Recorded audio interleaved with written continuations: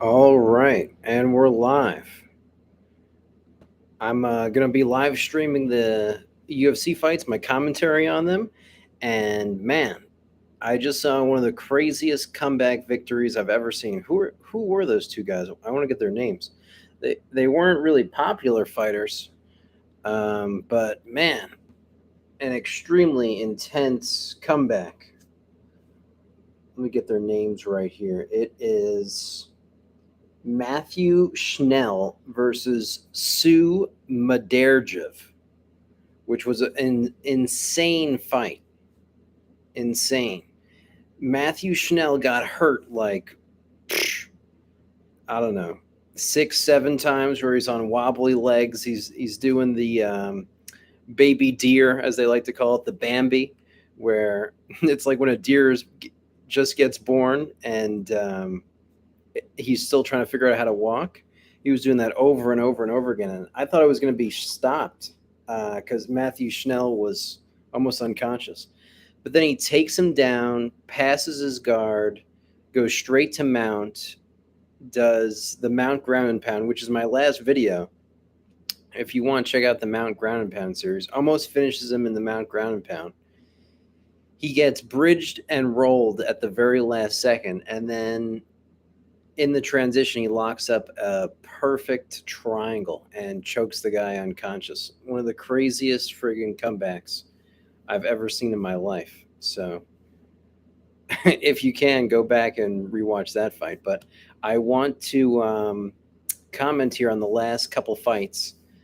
Lee Jingalang, excuse me if I'm saying the names wrong, and Muslim Selikov. So I've seen Lee fight before, and he's a good fighter. I like his style. I like what he does. Most notably, though, he had just recently fought Hamzat Chimaev, and whew, if you fought Hamzat Chimaev, you lost because he's undefeated.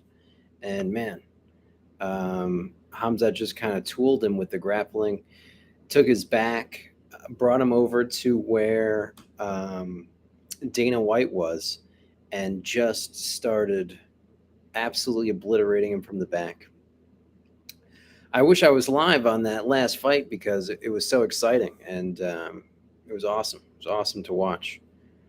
I should have just went live all the way through. Usually, like last time I did the last 3 fights, and I was on live here for over 2 hours. So I was just trying to conserve my voice, but stupid that I didn't go live the last time. Anyway, um, I've seen Lee. He's got these like really long, rangy hook punches that he likes to do. Um, and I've seen him knock people out with these long, rangy hook punches. And hopefully, this guy is more.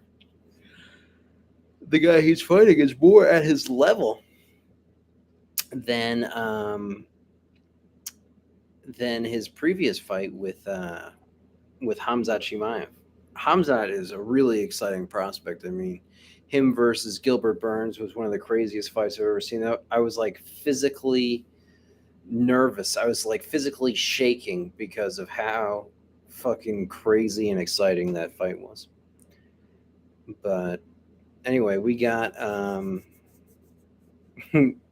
some difficult names here. Lee versus Muslim. Lee versus Muslim. All right.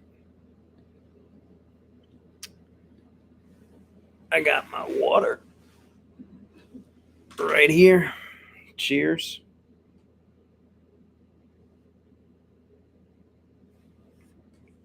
All right.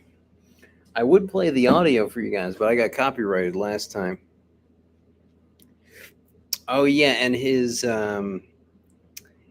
nickname is Lee the Leech, which is kind of a crazy nickname.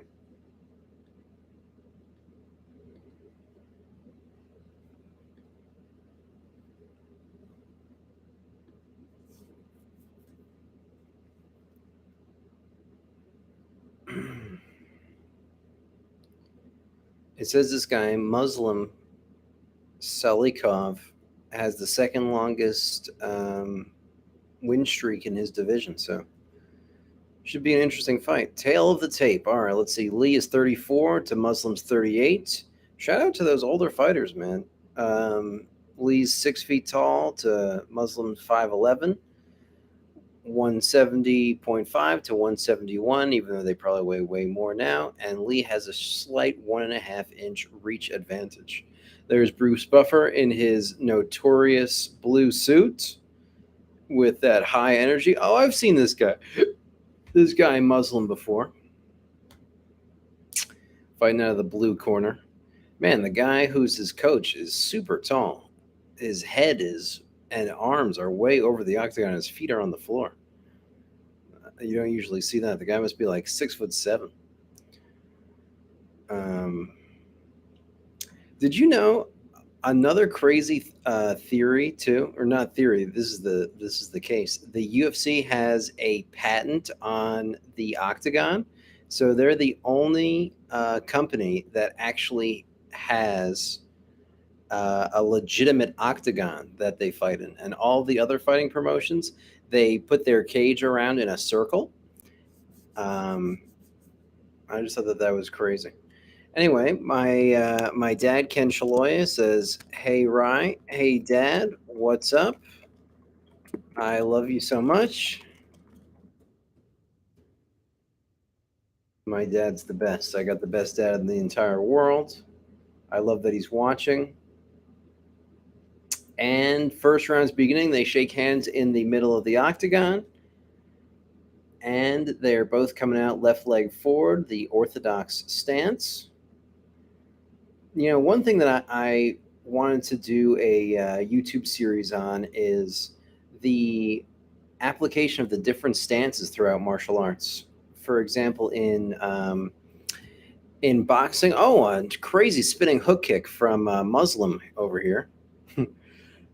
I'm sorry, it's kind of funny that his name is Muslim, but what can you do? What can you do? Muslim versus Lee, Lee the Leech. Um, anyway, what I was saying is, in many different martial arts, for example, boxing, you have a southpaw where you have your right leg forward, um, and your right hand is your jab hand, and your left hand is your power hand. And an orthodox stance is with your left leg forward. So your non-dominant hand is your jab hand, and your power hand is your backhand, your dominant hand. Um, and there's different techniques if you're uh, both fighting orthodox, or if one fighter is fighting southpaw and orthodox. This Muslim guy seems to be throwing a lot of spinning kicks here, which is interesting. It's a little bit risky throwing a spinning kick because you turn your back to your opponent for a second, but you can also turn your hips farther so that you generate more power.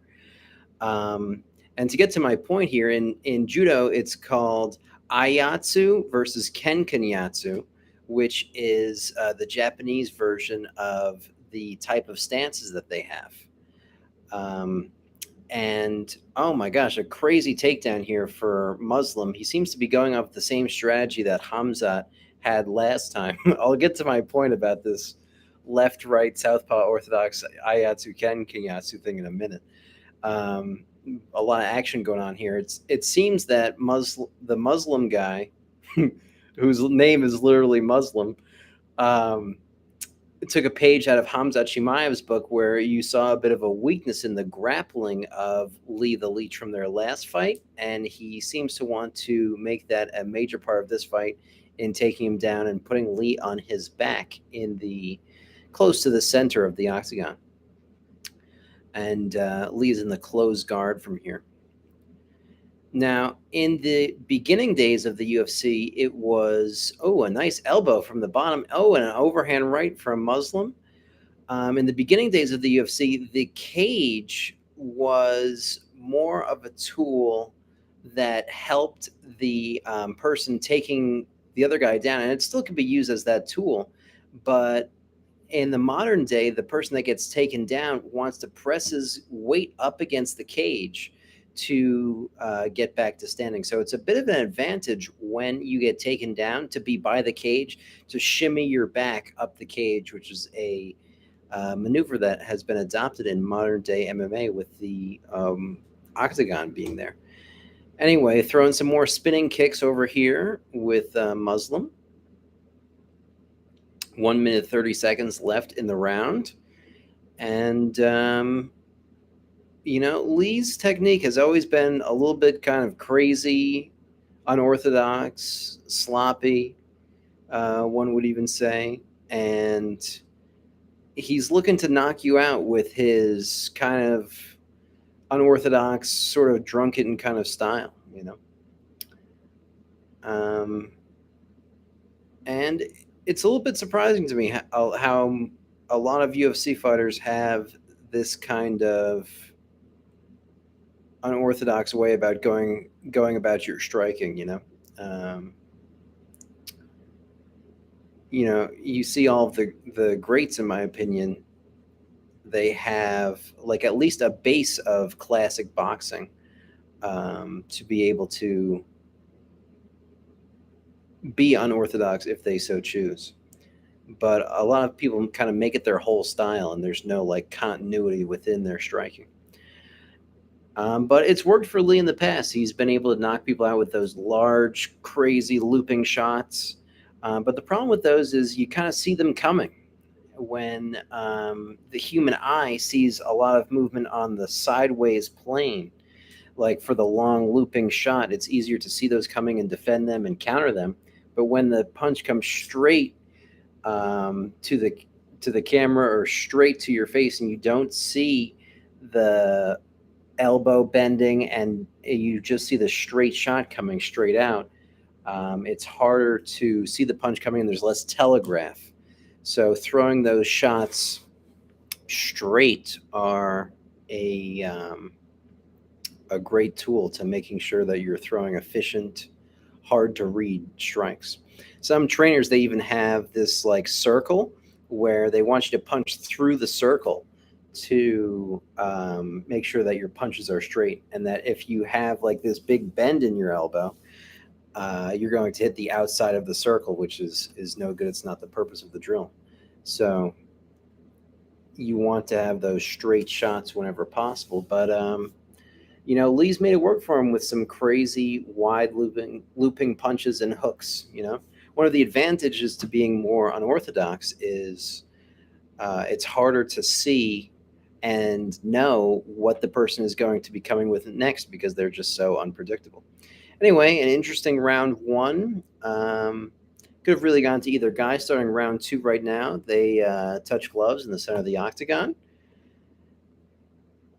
And they're just kind of feeling each other out, feeling the range.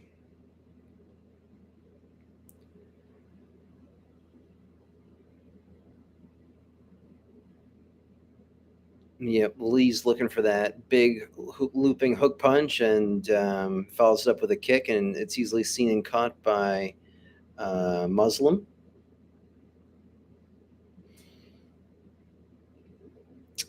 It's tough, coming off of that last fight, it was so exciting. Oh my gosh, a crazy spinning hook kick though from Muslim. He really seems to have that technique down and could throw it with reckless abandon.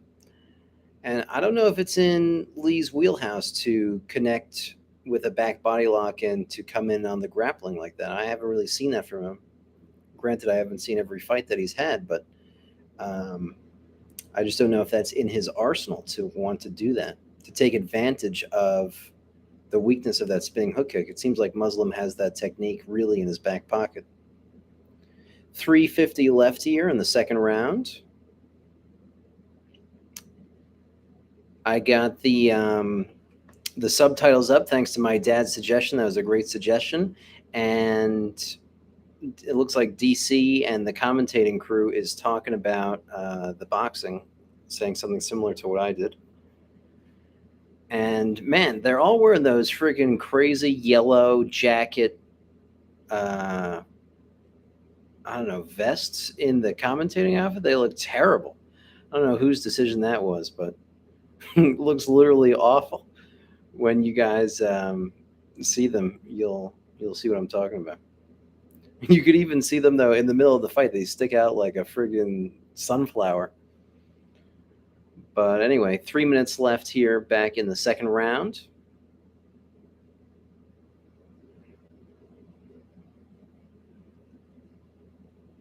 Both still staying in the same stance. It's interesting. A lot of the new and up and coming fighters are guys that switch stance. Oh, and just like I was saying, Muslim throwing one of these spinning techniques, and Lee comes in and capitalizes, but he does it with a front body lock instead of a backwards body lock. And it was on a spinning back fist attempt.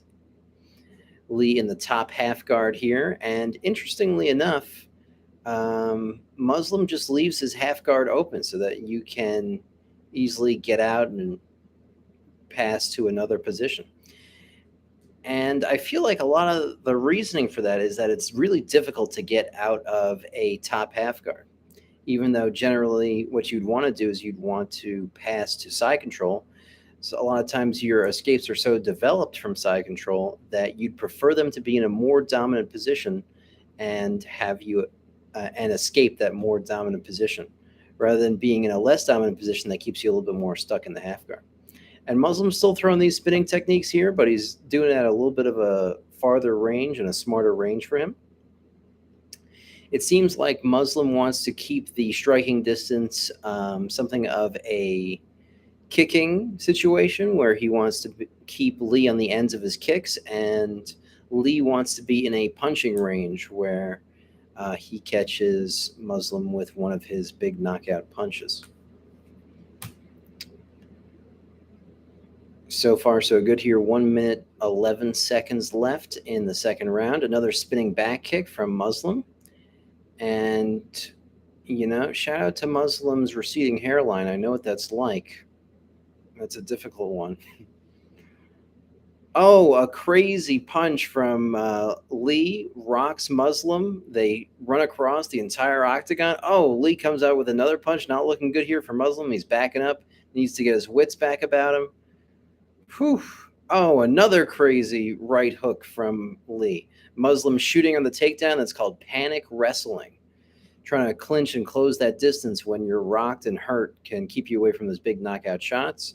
And, Lee comes in with a big strike here, and it looks like he's going to finish it. And throwing elbows on the top, and it's done. Done. Fight is over. Crazy knockout from Lee with those long hook punches. Hey, if it's working for him, why fix it? I just wonder how good it would be at the upper echelon of the UFC fighters, against the Hamzat Chimaevs, against the, top five, if those big hook punches, those big looping punches are still going to work for him. My dad says, what is the weight class / weight range? I believe this is 170.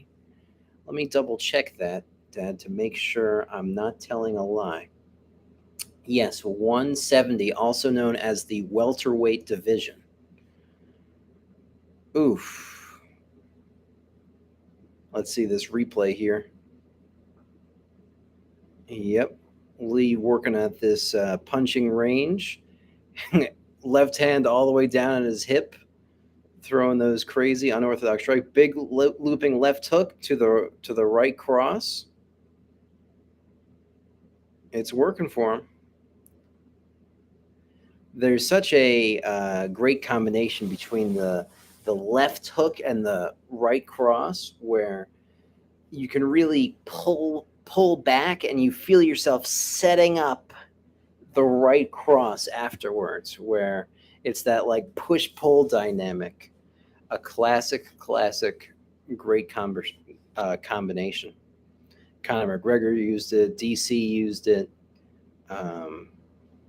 So many great guys have used that left hook, right straight combination. So good for Lee. Good for Lee. Great knockout win for him. And we're on to the next one. The next fight we got Michelle Waterson versus Amanda Lemos. And I believe,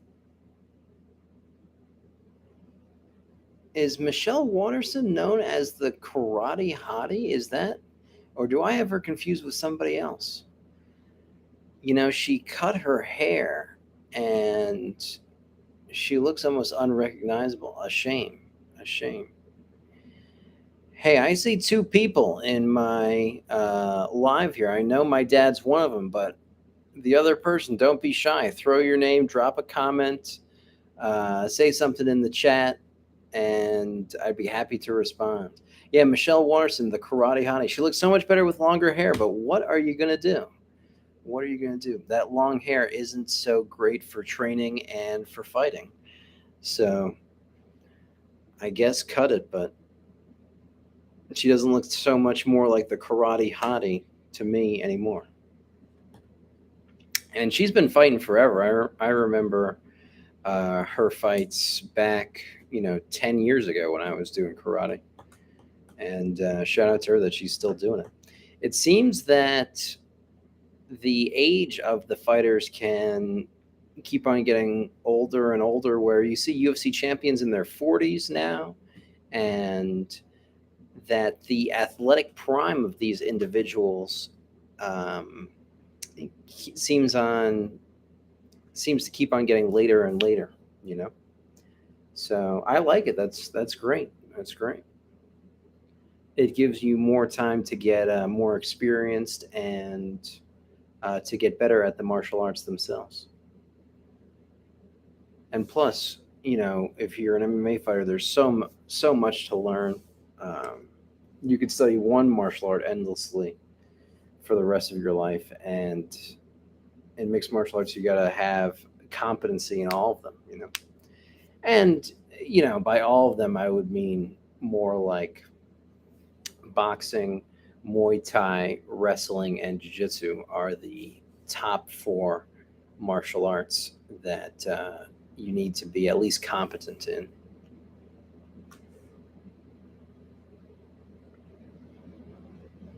Yeah, DC's talking about Lee's handiwork here in the finishing rounds of the fight, and it was great to see how he slipped the punch. And a lot of times when you're moving your head, you could slip the punch, and it could load up the footwork in a way where it starts to give you power for your next shot.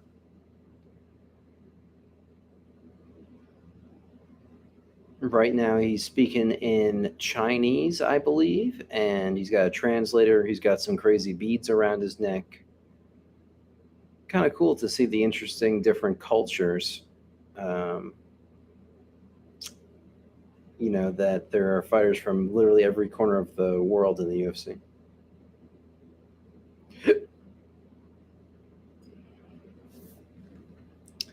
Anyway, that does it for the Lee and Muslim fight. It's going to be a second before the Karate Hottie fights. I'm going to take a quick piss, and I will be right back.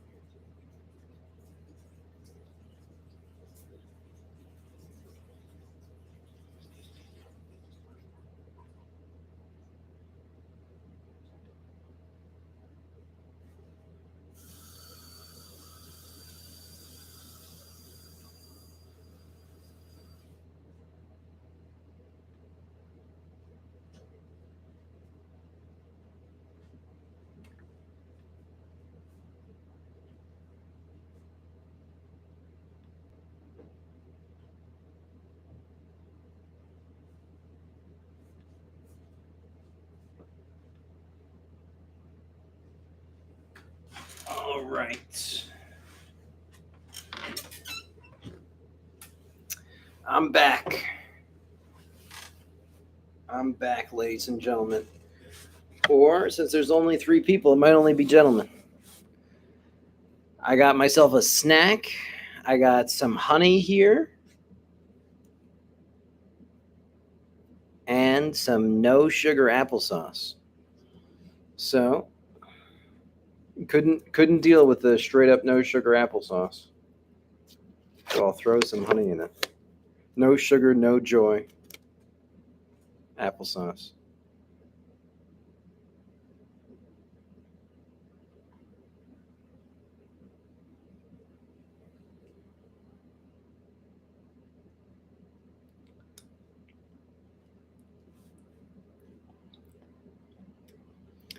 All right, they're showing the promo for Michelle Waterson and Amanda Lemos.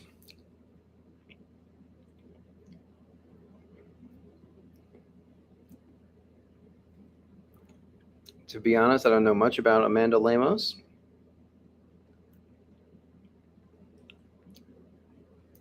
But I've been following Michelle Waterson for a while. And the Karate Hottie Michelle Waterson, she has a crazy viral video where she kicks this like water bottle off of this guy's head, and she closes the distance and gets like closer and closer and closer and closer to where they're like almost face to face, and she still is able to like kick the water bottle off of her head. It's kind of a cool trick.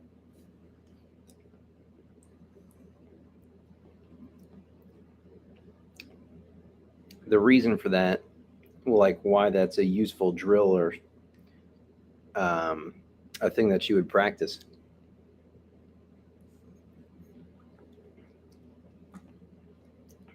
is because, especially with karate, um, with the dexterity in the legs, you want to be able to kick people at whatever range. So usually people perceive the kicking range to be the farthest distance between you and your opponent that you could still strike. But if you could still throw kicks while you're literally face to face, then you have a distinct advantage in being able to fight with that range um, in a way that your opponent doesn't expect or isn't used to.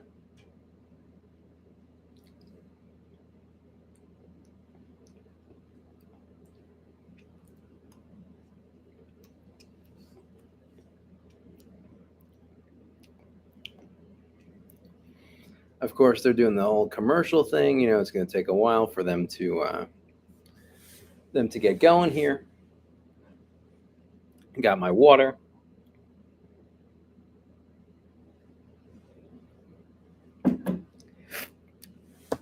We got 3 people watching. 3. I love it.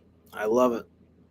If you want to throw some comments in the chat, would love to hear who's watching. If there's anything I could do for you, let me know. Any questions you got for me? I've been doing martial arts for about 15 years. Been teaching for about 13 of them. What is the next weight class and range? Says Ken Shaloya. Well, it is the female fight between Michelle Waterson and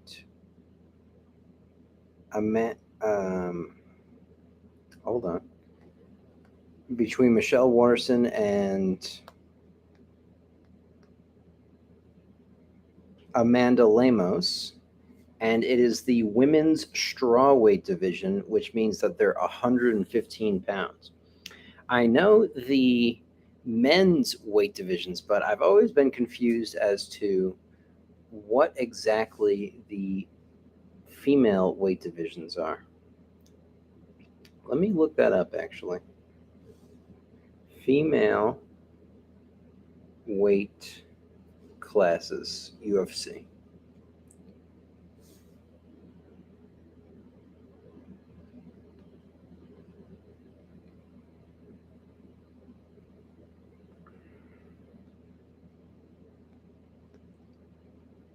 How many weight classes are there in the women's UFC? Strawweight is 115 pounds, is the limit. Flyweight is 125 pounds. Bantamweight is 135 pounds.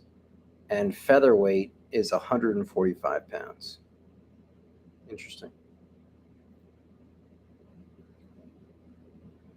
I know for the men it goes 125 is the lightest for the male flyweights. 135 Yeah, women's heavyweight fight. They don't have a heavyweight division for women in the UFC. The heaviest weight class is 145 and below, which is referred to as, let me make sure I'm getting this right, referred to as the featherweight division is the heaviest division for the women.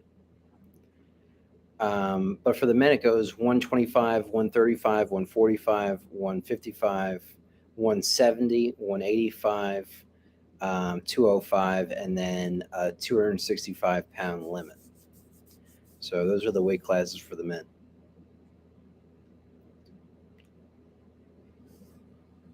Obviously, there's more male fighters than there are female fighters, and there's more of a range that of weights that men could be over women. So there has to be more divisions.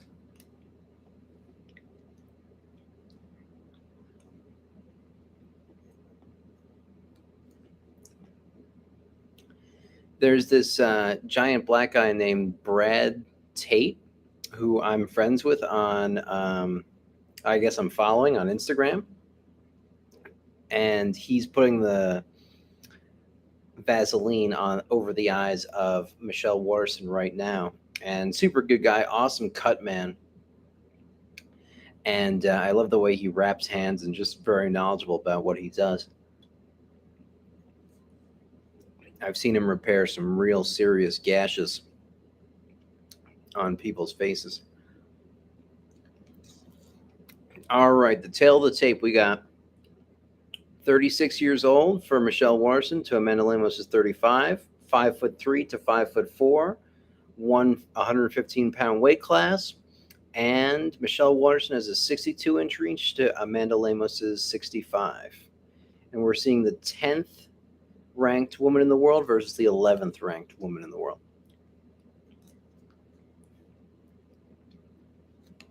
Bruce Buffer in his fantastic blue tuxedo, giving it all, announcing each fighter's name.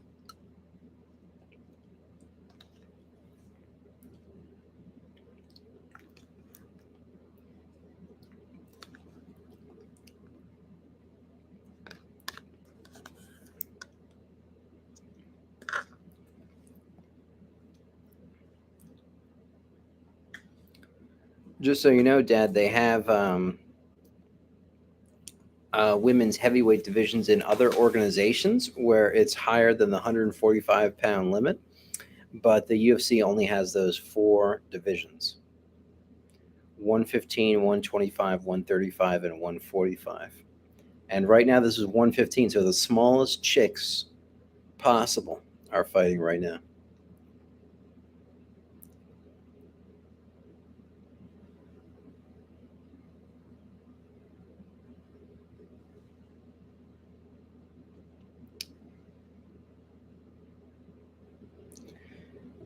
Ken Shaloya says, "Do you have Bruce in one of your videos?" Yes, I do. I have Bruce Buffer in one of, and actually multiple of my Bjjfanatics videos, where he announces the introduction. If you want, in the description, guys, there is a start of round one right now, but in the description there is the links to my Bjjfanatics videos where you could see Bruce Buffer do the intro, and that's how I make my living, guys. So I would appreciate any support to learn how to do the martial arts that you guys are seeing right now. So looks like both fighters are trying to find their range here. A little bit of switching stances action. They're both in the southpaw stance, which is a little bit less common. And they have yet to engage at all. We got 40 seconds into the fight, and they have not touched each other once. Michelle Watterson throws a leg kick. Amanda Lemos gets out of the way. Ooh, a front kick attempt to the face. You know, in a lot of these fights, it begins just like a chess match where you're looking for the most incremental sense of advantage in the very beginning. You're looking to take a pawn. You're looking to take the center. You're looking for the slightest advantage. And then later in the fight, you know, pieces have been traded. Things have been completely mixed up and confused, and there's a positional advantage, there's a material advantage, and just like in the fighting game, you fight for that incremental sense of advantage at first, and then as the fight moves on, it gets crazy out there, and there's much less of this like feeling out process and trying to get slightly ahead. And there's so much of fighting, like you see here, guys, that's like, um, I'm trying to get them to do my game, my style. And usually, just like in chess, if you start off ahead and at an advantage, it's one that you can keep going during the fight. So it's a lot of the reason why it's the same in chess and in fighting. Ooh, a nice couple hook punches here from Amanda Lemos. She seems to be the bigger fighter. Um, I think the karate hottie Michelle Watterson has a little bit like lower of a stance and a tighter of a guard, so she looks a little bit smaller. Because I think the height was virtually the same, maybe an inch or two difference.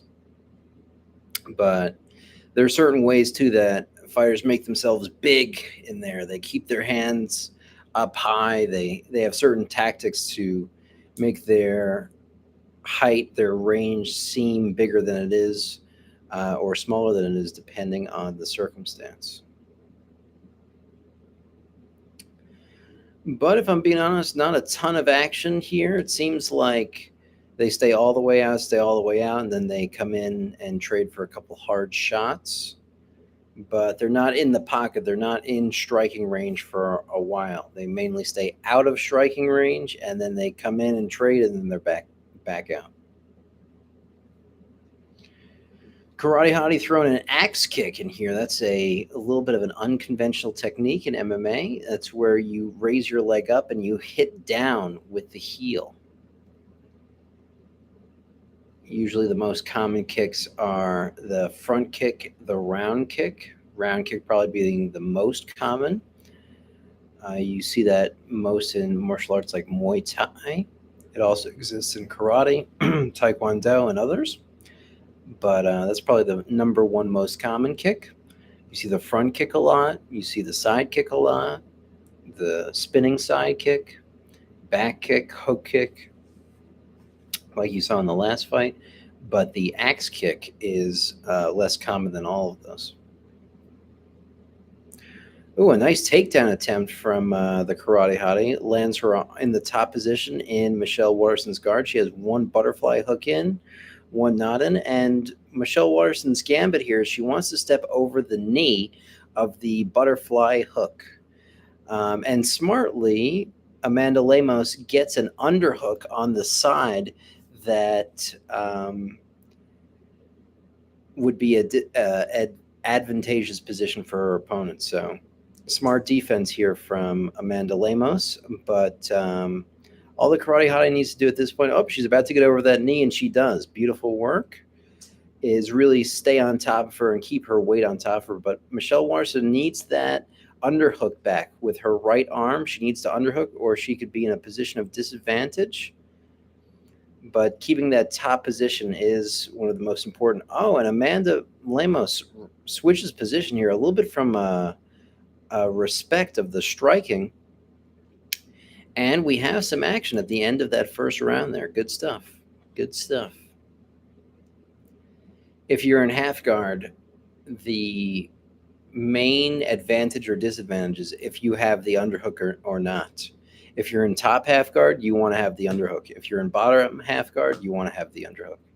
And that simply just means the arm position. If your arm is underneath my arm, then you have good position. If my arm is underneath your arm, then I have good position. And this is a concept I talk about a lot, actually, in my unpinnable instructional, where the way to pin someone down to the floor is you want to have a sense of diagonal control. So that underhook helps staple this shoulder to the floor. And since you're in half guard, you're in half guard on the other leg and hip on this side. So the ability to trap the one leg on this side and with the underhook to control the opposite side shoulder is what keeps someone forcibly on the ground and have them not able to get back up. and you're controlling their spine in a way that you control the end points, the end levers of diagonal control there, and that keeps them pinned to the ground. So if you could eradicate one of those points, you can easily escape from that position. So we're starting the second round here. Really hard strikes from both competitors, really, and it seems to be the same theme of staying way out at range and then fighting close at range here, where they stay out of the pocket, out of the pocket, out of the pocket, and they do a couple hard exchanges and then they go back out, which is sort of indicative of a more traditional karate slash taekwondo style. And you see, we got Michelle Watterson, who is a karate based fighter, um, doing that kind of style. But it looks like Amanda Lemos has the harder strikes in this matchup, where and some nice side kicks from the karate hottie. Those are good, keeping her at distance. But if you drink from that same well, she threw 3 side kicks in a row, and Amanda Lemos was able to time it and then come back in and hit her. So if you keep on going back to the same thing over and over again, the opponent's going to recognize. Oh, and a beautiful level change from the karate hottie going for a takedown. Oh, and a tight guillotine attempt here from Amanda Lemos. This looks deep. This might be it. This might be it. Ooh, a nice tight arm and guillotine. You need to. Oh, she taps. It's over. It's over. Good stuff there. It was kind of crazy because you weren't sure what was happening with the camera angle. But what Michelle Watterson was going to try to do is you post your hand on the knee, even if you're in the close guard, and you take the legs off like it's a tight pair of pants.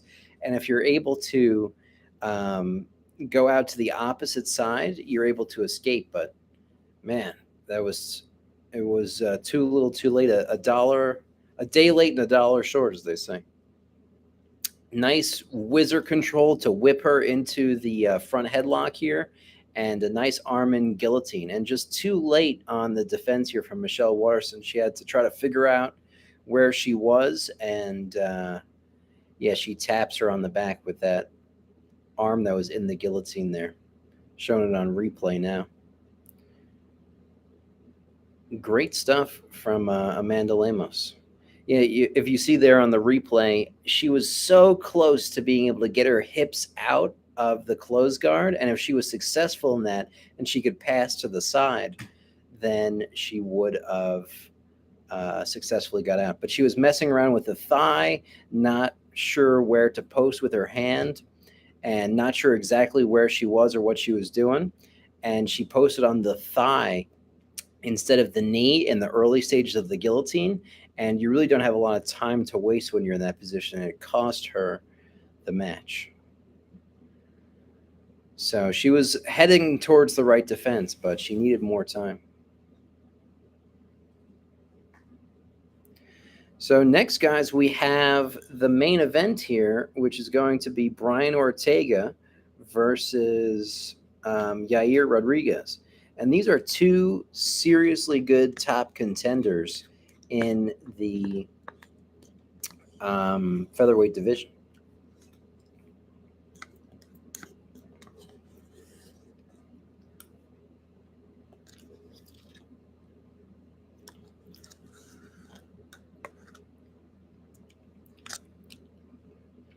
Brian Ortega trains with Henner Gracie, who is one of the best jiu-jitsu teachers out there,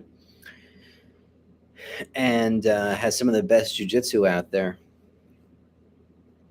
And Brian Ortega probably has the best grappling in that featherweight division, which will be the next fight. Of course, it will take some time. They need to play their walkout music, show 20 commercials, and then they'll get to the fight. But Ortega has probably within the top 3 best ground games in the entire UFC. Some other notable mentions would be Rodolfo Vieira, who I've trained with, awesome guy, sweetheart of a guy. incredible grappling skill. And then Charles Oliveira, who's the champion of the lightweight division, also has phenomenal jiu-jitsu. But I'd probably put Brian Ortega third as the best jiu-jitsu in the UFC. And also it depends. Like there's really good MMA oriented jiu-jitsu, and there's really good sport of Brazilian jiu-jitsu. So a guy like Rodolfo, who I love and respect so much, he had one of the most successful, dominant careers ever in sport of jiu-jitsu. But guys like Brian Ortega and Charles Oliveira, their only focus of their jiu-jitsu for their entire career has been for the purpose of MMA. So you see it more geared to being able to throw strikes, and getting the fight to the ground becomes such a big emphasis. So they're doing the interviews now for the end of the fight with Amanda Lemos and Michelle Watterson, and really great guillotine attempt there. It's really difficult to get the finish sometimes on those arm and guillotines. It's all about the overhook arm that you want to grab, and you want to pull the overhook arm through, which you'd think more often than not on the guillotine, the arm that's around their neck is the arm that you'd want to pull and yank. And you'd really want to put the squeeze with the arm that's already around their neck. But with the arm in guillotine, it's actually the opposite. The one that's around their arm and underneath their armpit is the one more that you want to be pulling and squeezing in. So a lot of people aren't aware of the subtleties of the finish between the standard guillotine and the arm in guillotine, which is critical how you squeeze when you're looking to finish your opponent. They're showing Brian Ortega and Henner in the background. Henner's looking super nervous for his fighter.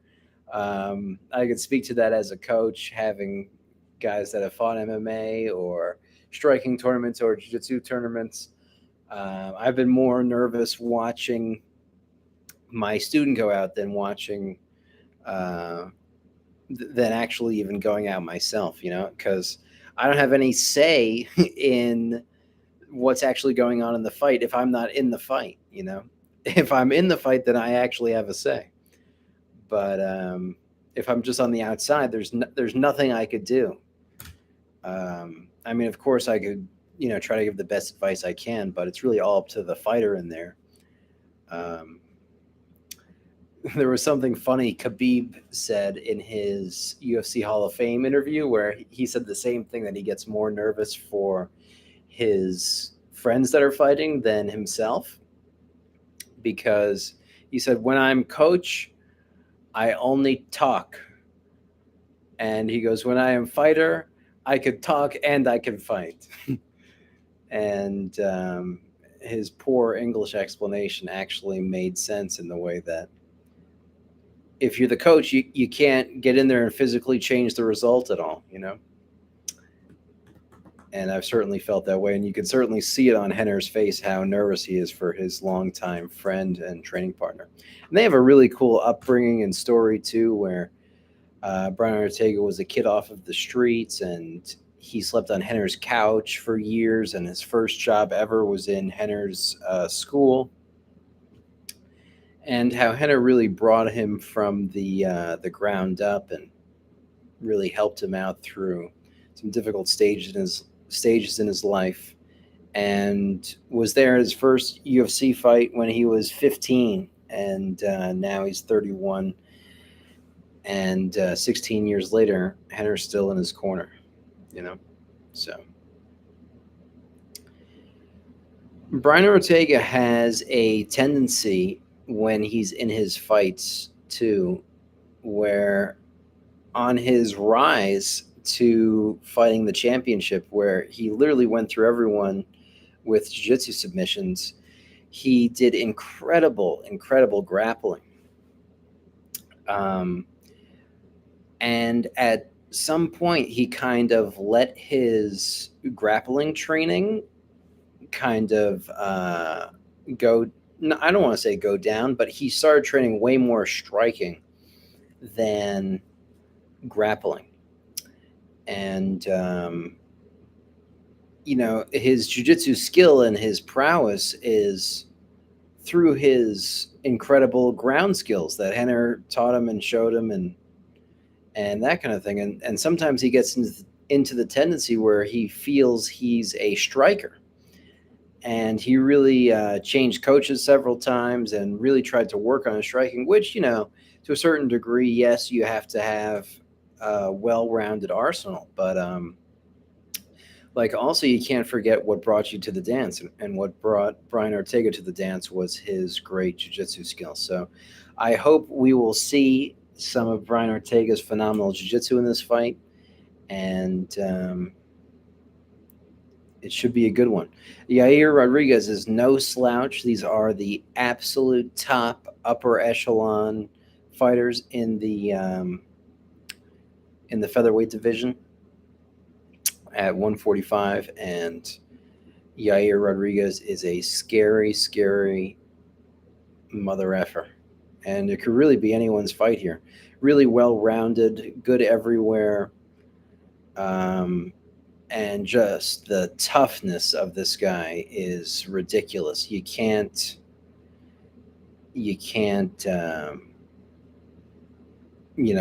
get this guy out of the fight because he's hurt. You have to kill this guy to beat this guy.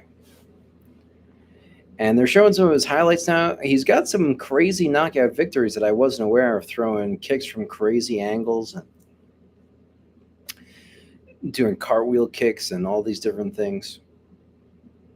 And like I said, Yair Rodriguez is tough, super tough.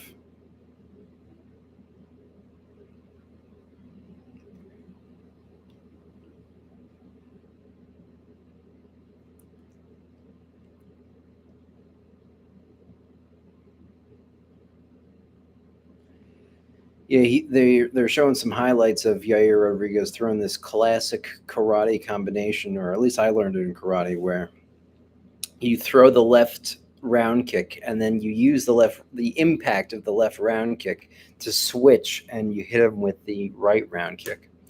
And they just showed us the highlights of him doing that over and over and over again. It's a classic maneuver that I don't think enough people do. It's cool to see Yair Rodriguez make some good use of that technique, because it's a really great technique. A great way to practice is you take a heavy bag and you throw a kick on the heavy bag. You can even go slow at first. You put your leg on the heavy bag and then you switch and you hit with your right leg. Then you leave the right leg on the heavy bag, and then you switch and you hit with your left. And then when you get good enough, you could switch, kick, kick, kick, kick, kick, kick, kick. And then you go back and forth, left, right, left, right, left, right, left, right. And really the key is you need to turn your hip all the way over to be able to get the kick to go all the way to the other side. Another comment from my man Ken Chaloya says, Henner Gracie and his family may be the greatest BJJ family in all of history. You can't even argue. You're 100% right. 100% right, Mr. Chaloya. That's my dad, guys. I'm just playing. He's the only one watching the stream. I appreciate it. My number one supporter from day one. Literally from day one. I love that guy more than anyone on the fucking face of the planet. Love you, Dad. Shout out to you. And Henner Gracie is part of the Gracie family, and they are unquestionably the greatest jiu-jitsu family in all of history. And I would even argue the greatest family. I love you, son. Love you too, Dad. You're the greatest. I love you so much. But the Gracie family is, without a doubt, the most important family in the history of martial arts.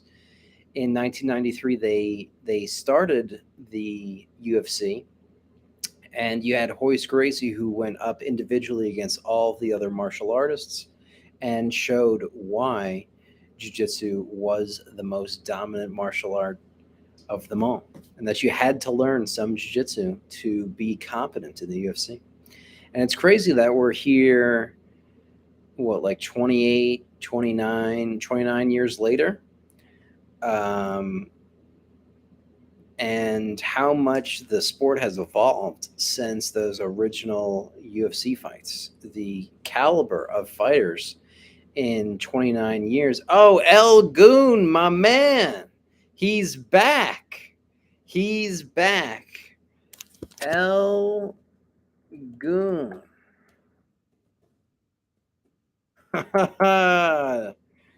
Nice to see you.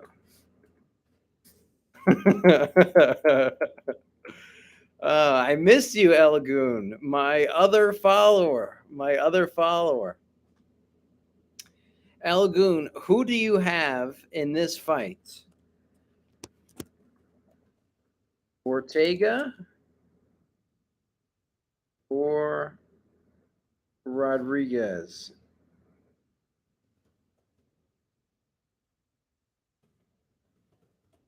Who wins? I threw it in the chat because I know you got that. I know you got that Google Translate. You might not be able to understand everything I say, but if I type it out, Elgoon, you know what to do with it.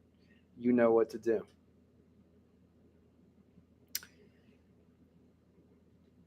I want to know who Elgoon has got. Ortega or Ortega. Yes, Elgoon, we are on the same team today. We are on the same team. You see, guys, if you comment in the chat, I will interact with you. Please throw me a comment. We got 4 people watching. I think that's an all-time high on this stream. We got Brian Ortega walking out. They're going to be fighting soon. And usually, guys, it's the fighter who's ranked lower in the rankings. 5 viewers. I cannot believe it. It's insane. Throw a comment in the chat. I will respond. I will give you a shout out. Oh, back to 4. Back to 4. We went a little crazy there. We almost shut down all of YouTube from our 5. Oh, back to 3. No, our audience is falling like crazy. Back to 2. Oh, my goodness. I can't take it. Anyway, it might just be people coming to see if they could find the stream on YouTube. But here we have Ortega saying his final goodbyes to his teammates and coaches. And he's with my man, Brad Tate, who is nice 4-person, Elgoon says. We're with my man, Brad Tate, who's the cut man. And he's putting the Vaseline over the eyes of Ortega. Phenomenal cut man, phenomenal guy. I'm friends with him on Instagram, and he responds. Throw him a follow on Instagram. He deserves it.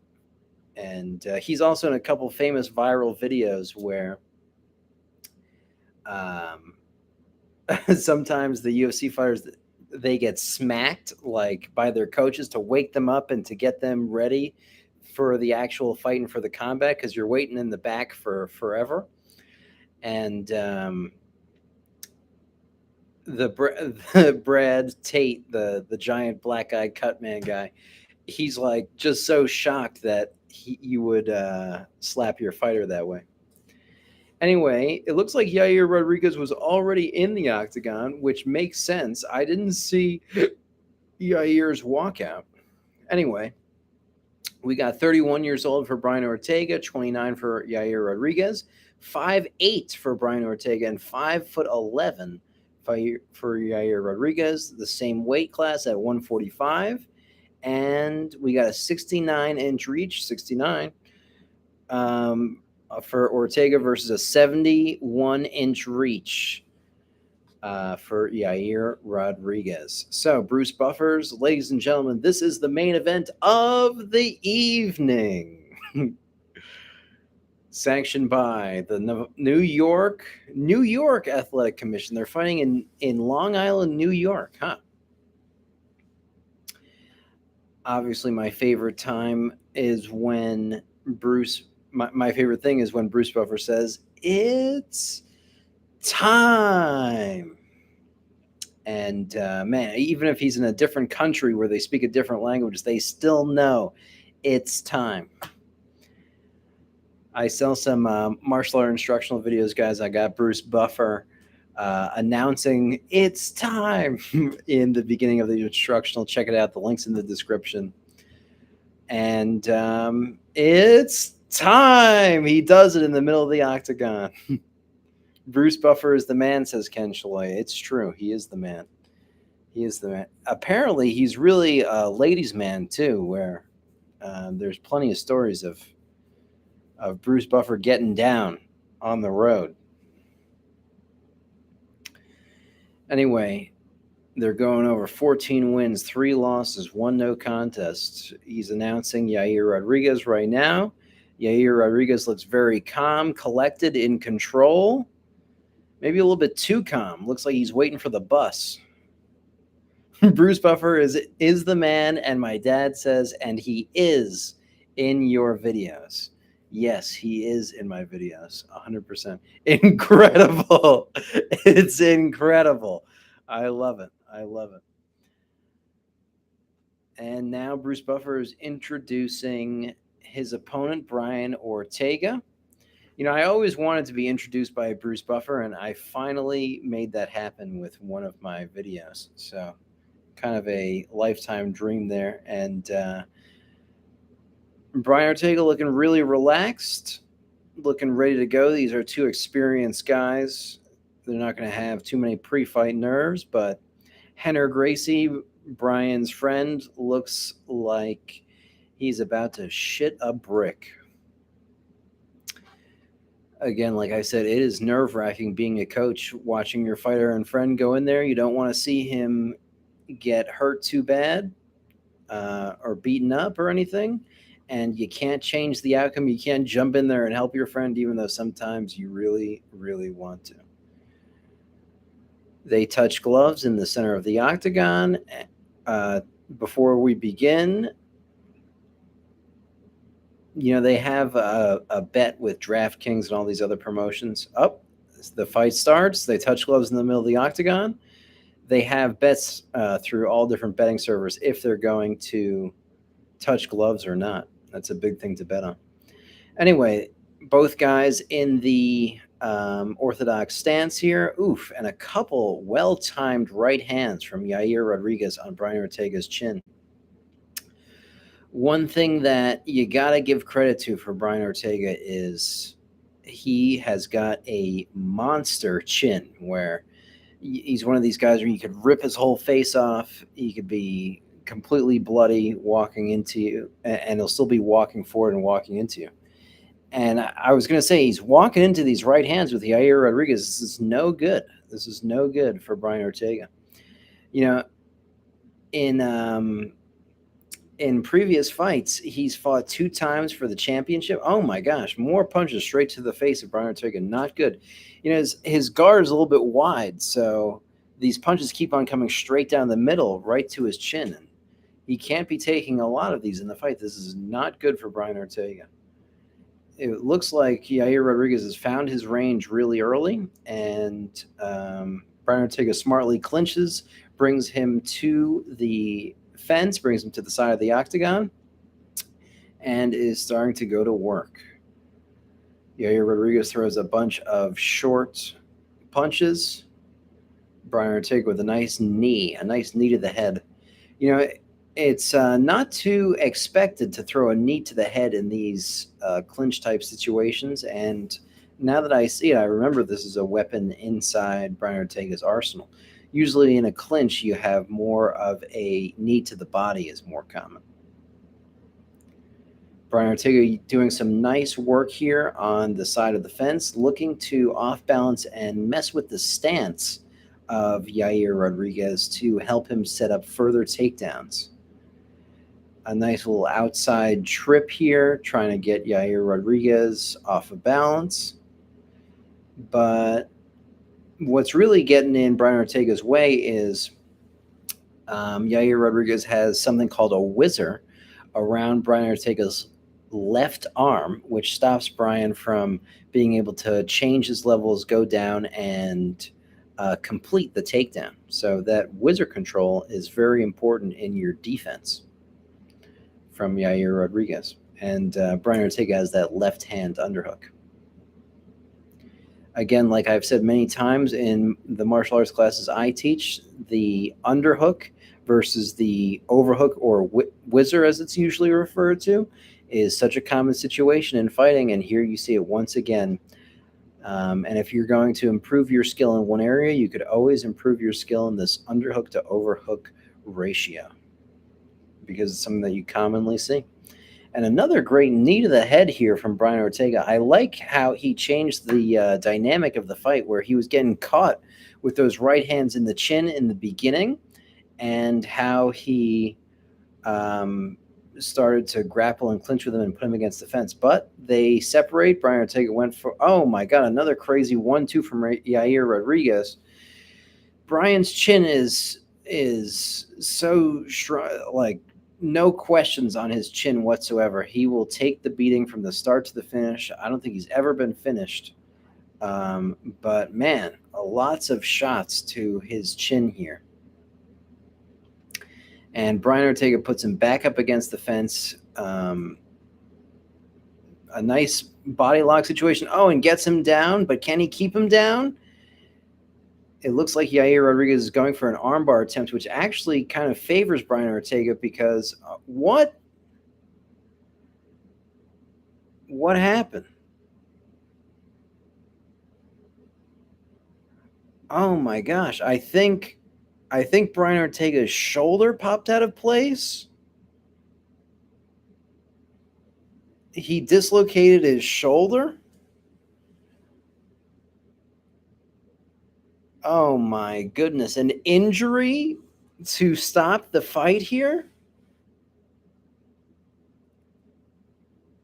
That is insane. That is insane. An unfortunate way to finish, but let's see the replay here. Brian Ortega's in this kind of armbar transition. And I guess he pulls his arm out of the armbar and his shoulder dislocates.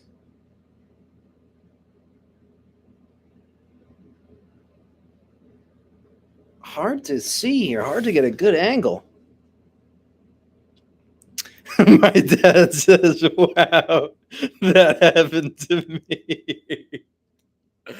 Yes, one time my dad dislocated his shoulder and I had to take a train all the way to New York and go and help him. And we got his shoulder back in place and everything. But man, a crazy, unfortunate ending there to Brian Ortega's fight.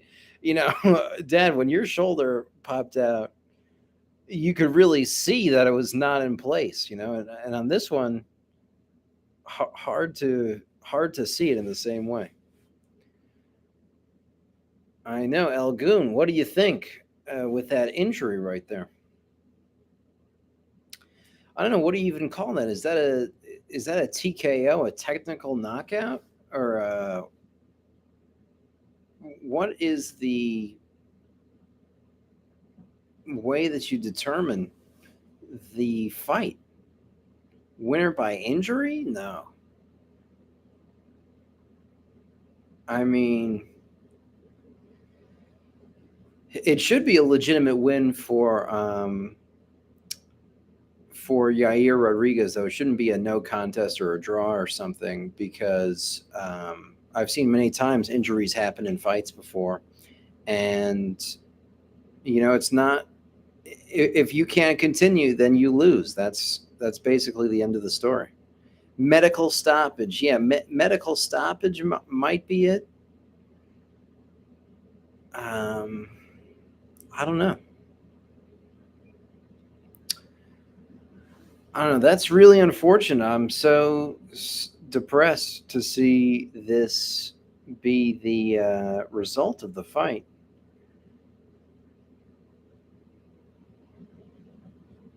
Man,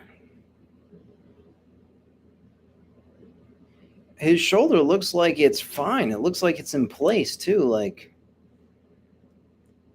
I've seen shoulders dislocate and they look like really not okay.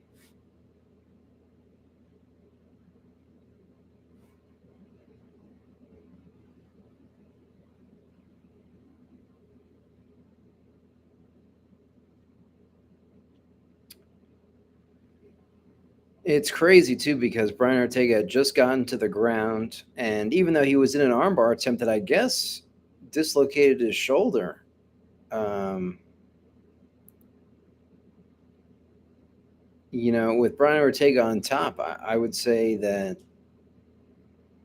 he could have seriously implemented some good jiu-jitsu in there.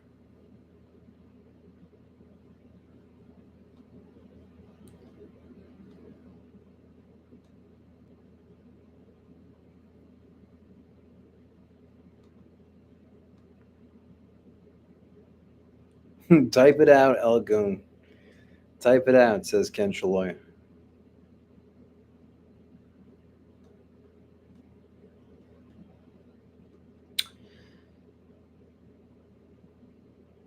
Yeah, it's really kind of tricky. Alexander Volkanovski being the champion too, he was saying he wants fighters. He wants to fight.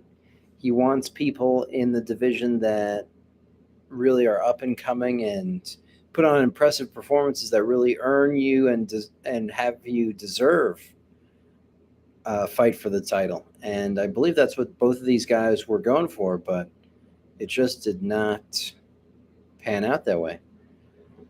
Um, and Brian Ortega, he's won every fight except for his championship bouts against Max Holloway and Alexander Volkanovski.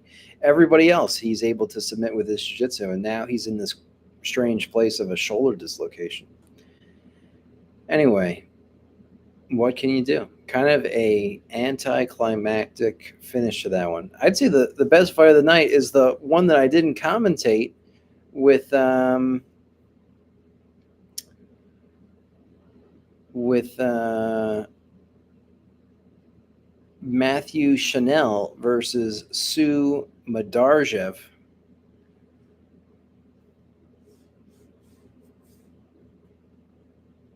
They have Brian Ortega explaining what happened. Man, he says, "Man, guys, I'm so sorry.